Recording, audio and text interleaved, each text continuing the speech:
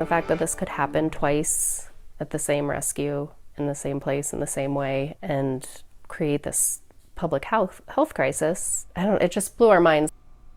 Denver 7 has been keeping a close eye on statewide changes prompted by multiple cases of rabid puppies being adopted out of a local animal rescue. So starting tomorrow, those new rules take effect. Denver 7's Danielle Kreuter explains how some of those rules may impact your next trip to, say, the groomer or to doggy daycare. Puppies being brought into Colorado from out of state, adopted out by local rescue, and then you give your kids a puppy with the most deadly disease on earth. It makes you feel like a pretty terrible mom. And it didn't happen just once. The next time the same shelter had a rabies exposure, the state started asking questions. And so did we. It turns out it was not even required for shelters to tell the state agency in charge of animal care facilities if there was a rabies exposure. Does it seem like there's a gap there? Yes. I think that's what we're looking at and we're trying to address, because I think we don't know the magnitude of, this could happen frequently. New statewide rules have been under consideration since then, and starting Tuesday, they're in effect. No pets are allowed in Colorado from out of state until they've had these critical vaccines.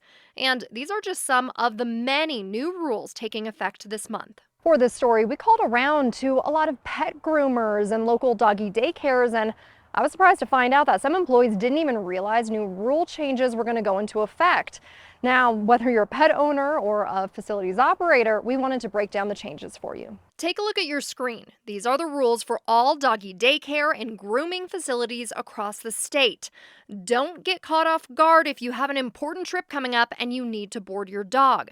Rabies, distemper, and parvovirus vaccines are now required for dogs. All right, Bernie, let's do this, buddy. Bernie is getting his distemper vaccine. He's so nervous. Even though he often stays at home with his owner. Good boy, good boy, good boy. Awesome. It's just good to know that he's covered. Might be a little sore over that next 24 hours. And veterinarians like Dr. Eric Anderson say it's not a bad idea to consider vaccines, even if your pup does not go to doggy daycare. The rabies virus is extremely deadly. If anyone's ever seen parvovirus before, it's terrible. Trying to get a standard of care through all facilities isn't a terrible idea. In the urban areas, especially in Denver and cities where dogs are so popular, even more of a reason to have them vaccinated.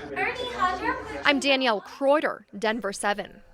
So there are exemptions to those rules. If shelters want to bring puppies that are too young for rabies shots into the state, they need to be in good standing and have a state-approved disease prevention plan.